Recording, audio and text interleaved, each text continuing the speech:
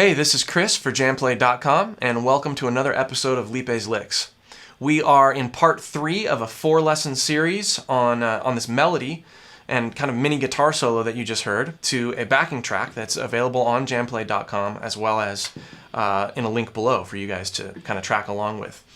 And in this part 3, we're going to deal with the descending kind of fast run that happens about 3/4 of the way through. So we're starting here. We just come off this bend with the whammy bar,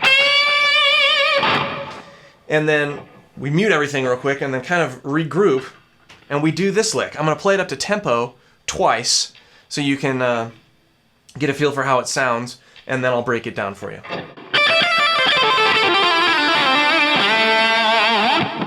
Again.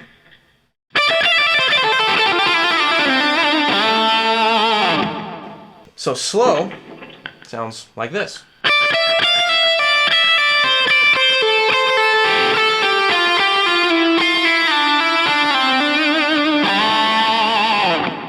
This lick is very legato. I'm not even picking sometimes when I change strings for a second. So if you watch this sort of up to tempo, you can see that I'm not picking even sometimes when I change strings.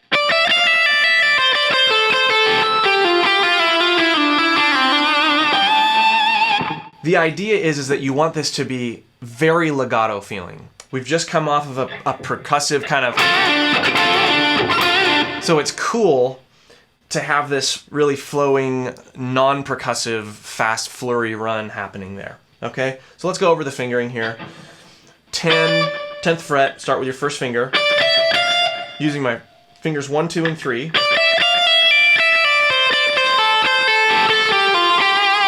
Okay?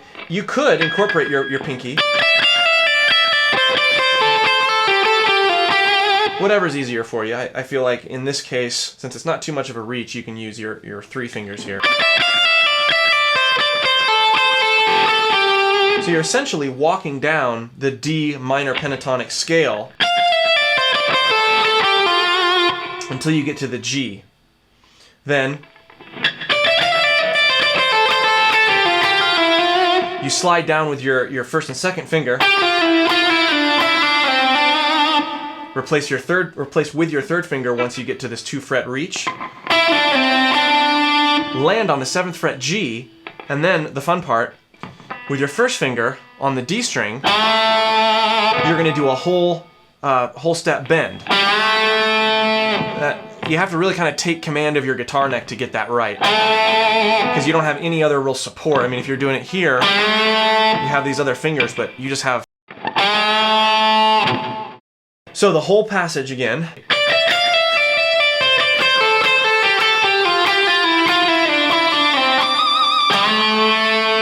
You can add, I tend to add random harmonics just because it's fun, but in the original solo, I didn't really put any of those in this passage.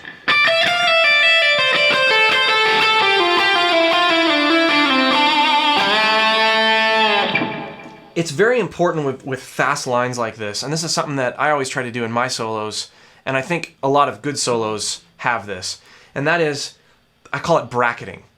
So this lick fits within a particular amount of time within the solo, and it gets you from one place to another.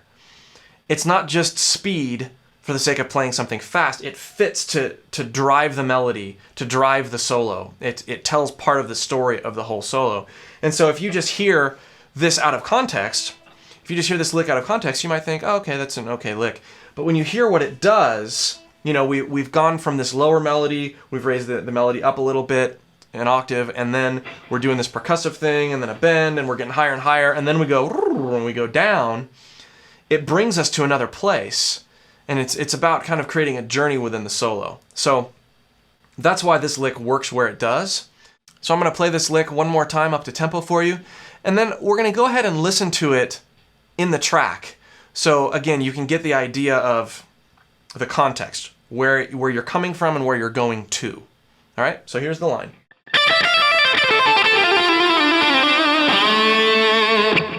Once more.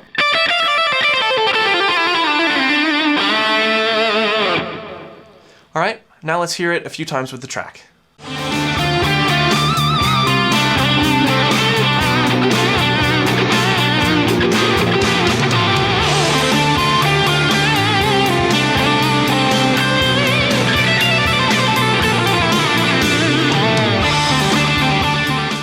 Thanks for watching another episode of Liepe's Licks. In the next lesson, we're going to cover that open string, alternate picking, ascending line, and wrap up this series on 4 licks within a solo.